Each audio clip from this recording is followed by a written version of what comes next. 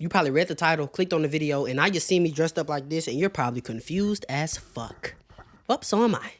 Ladies and gentlemen, how you doing? How your mama? How's your mama? How's your family? I'm doing great. This was announced yesterday. I wasn't able to record yesterday between school and work, so I'm gonna talk about it now. 316. O'Malley's getting his rematch against Merab. I am gonna talk shit. I'm gonna be honest. I'm gonna talk shit. Even though I'm dressed up like this, it's ironic. I don't have any Merab gear, all right? And I got O'Malley gear laying around, so I just put it on, relax. But this is not it. I mean, okay.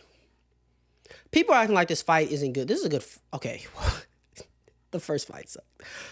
The first fight was boring. Okay. Thinking about it, the first fight was pretty boring. O'Malley was extremely winded. A hip doesn't make you winded. A hip injury does not make you more tired. We saw O'Malley for the first time in his career fight a guy who was all in on takedowns. It wasn't even really all in on takedowns in a normal Merab way. In a normal Merab way, he wasn't even really all in on takedowns. He stood with O'Malley longer than what a Merab usually would do. And O'Malley was winded, extremely winded. Going into the second round, extremely winded. For the first time in his career, it's easy, and I spoke about this, it's super easy strike for 25, for 5.5s. Strike. Because you're used to striking. When you're used to striking 5.5s, you could throw whatever volume you want. But when the guy's on your hips and making you work, building up the lactic acid in your arms, and I mean, 1 hip, 2 hips, 3 hips, that doesn't affect your cardio. Now, your takedown defense was fucking horrible. It was horrible. Anytime Merab really wanted to take down, he got it. And you weren't even near in position to dig underhooks or stuff the head. None of that. But that doesn't affect your cardio. What we wanted was Jan to get... We wanted sweet, sweet revenge. We wanted Jan to rewrite history the correct way because he was brutally robbed. I've been saying this before I even started doing MMA content.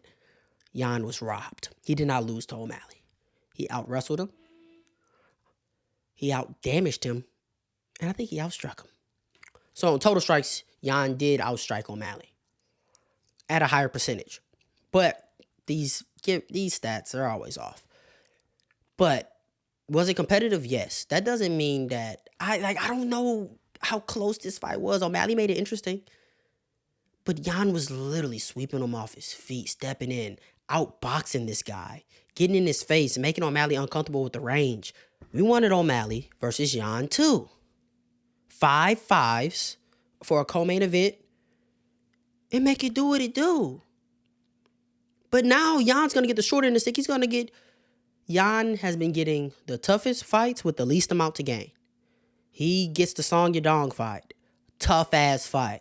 Hard fight. Song Yadong is a really hard fight with very little to gain. He gets the Figgy fight. A lot of people talking like Figgy's so close to a title shot. He wasn't. If Figgy would have beat Jan, I don't know. Maybe, but I don't know. And Jan beat Figgy with little to gain. How do I know it was little to gain? Because hindsight's always 20/20, but what has he gained? He didn't gain the number 1 bantamweight in the world. He gained the fight against Umar Nurmagomedov. I would rather an Umar Nurmagomedov rematch before O'Malley rematch. Umar versus Merab was actually competitive back and forth. And yeah, O'Malley on paper won 2 rounds, I guess. But Umar won 2 rounds. Clear, indecisive. Don't have to go back and rewatch the fight to see none of that bullshit. In the moment, we knew it was 2-2. Going into the 5th, it could have been 3-1 Umar. That's how close one of those rounds were. I want to say the second round. But we went into that 5th knowing it's 2-2. Put on a show. And a lot of people look at Merab showboating and Umar finally gassing out to where he could barely stand to his feet. And they look at it as if Umar was dominated. And it leaves that image in their head as if, well, but I guess we could just do an O'Malley rematch. As if Umar didn't outperform O'Malley in every which way possible, in the striking, in the grappling, in every which way. The only thing he never hurt Merab. Now, on fight week, this is going to be an interesting fight because it's an O'Malley fight. You know he can find a shot. It's Merab to go to the division, even though I think Merab's very, very exciting. He can have stinkers, but I think he's a very, very exciting fighter. He just has to have the right dancing partner.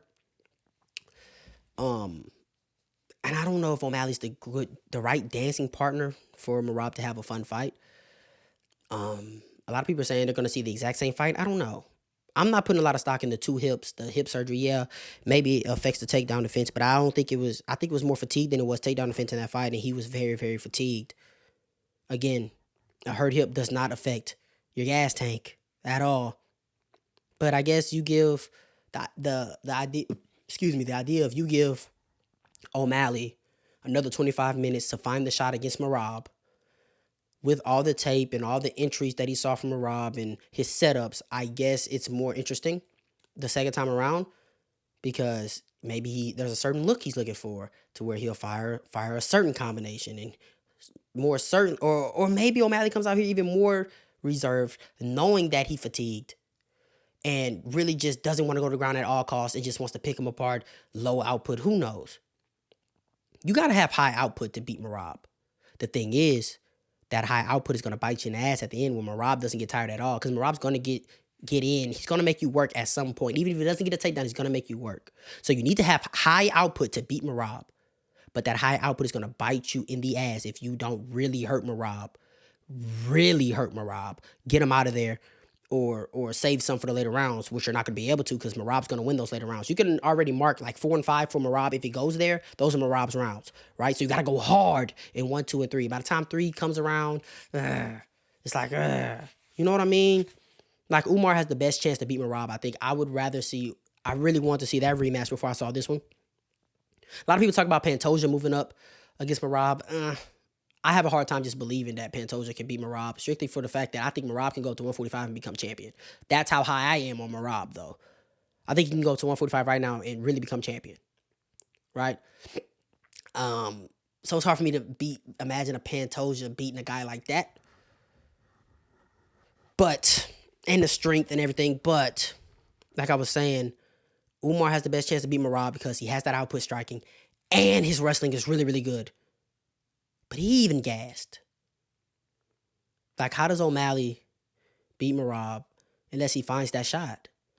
How does he do it? He has 25 minutes worth of tape to look at and see and find that shot and find that opportunity. So it does get interesting. It does. A lot of people are quick to just say, I got Merab. Merab. It's going to be the same thing. It's going to be the same thing. And right now I'm leaning Merab as well. But I feel like a rematch will always favor the striker over the wrestler. I feel like it always will. How many times did he shoot this takedown on me? Okay, what did he wait for me to throw? Or how were my feet whenever he decided to shoot this takedown? Or what strikes and combinations did he throw for me to get my hands up and then there was a takedown behind it? Merab is a machine. Unpredictable, but he still is a machine. These wrestlers, they have certain tells to when they're about to shoot. Can you stop it? I don't know. You had a very hard time stopping his takedowns. Very hard time. And you knew they were coming.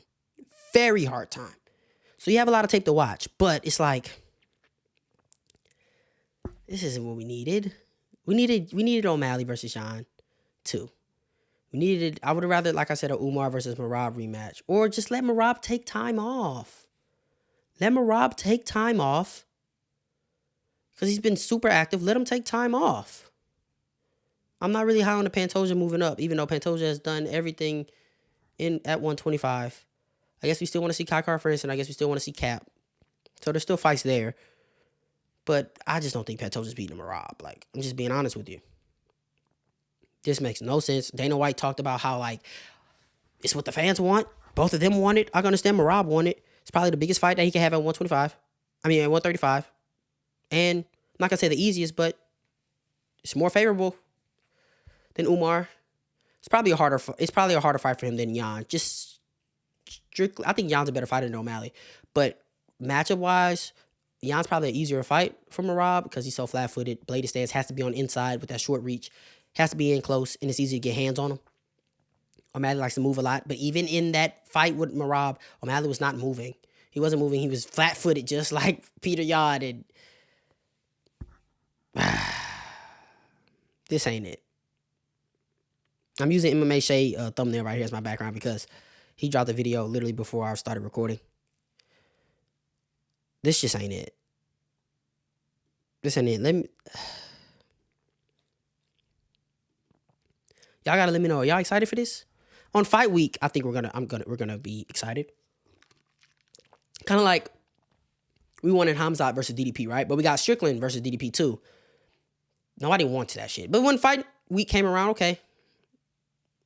I guess I'm excited to see it, you know?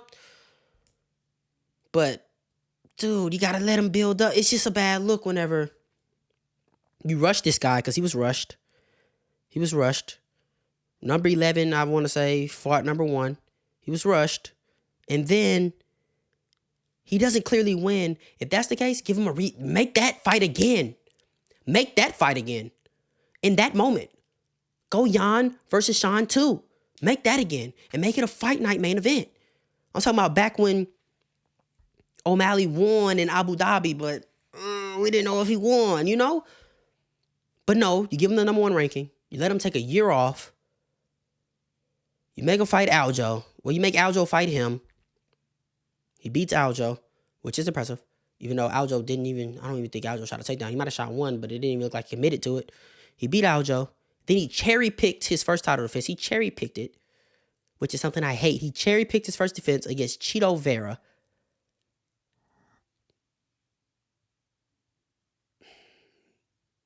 Loses to Merab. Wasn't even close to winning. Yes, it was 3-2 on paper, but so was Alex Pereira versus Magomed Ankalaev. That was 3-2 as well on paper. Alex Pereira was never close to winning that fight, if you know what I mean. So his aura's at an all-time low. Gonna throw him back in there again. If he loses again, you could ruin the guy that you were trying to build up for so long by trying to rush him and trying to get him another crack at it. Dana. Even though I didn't think he was going to beat Merab for 5-5s anyway. Still. Say bless you. You still got to let him build it up, man. Let him build itself up. We're probably never going to see Sean versus Sandhagen. We're probably never going to see Sean versus Jan again. Unless Sean wins the belt. If Sean wins the belt, Merab's going to get a trilogy. Dana, you better give him a trilogy. You better give him a trilogy. You better not screw this man.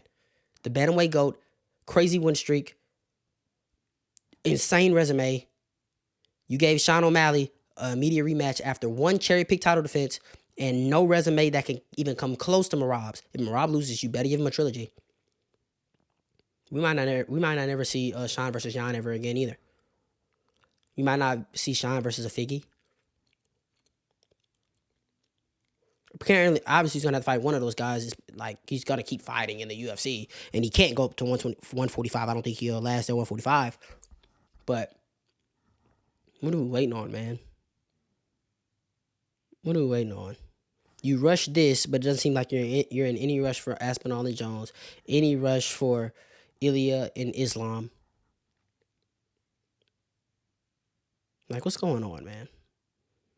I'm going to react to this MMA Shade video, too, on another video. But like, comment, subscribe, share this to somebody. Let me know how you feel about in the comments. Let me know how you feel about this fight. You ain't got to go home. You got to get up out of here, man.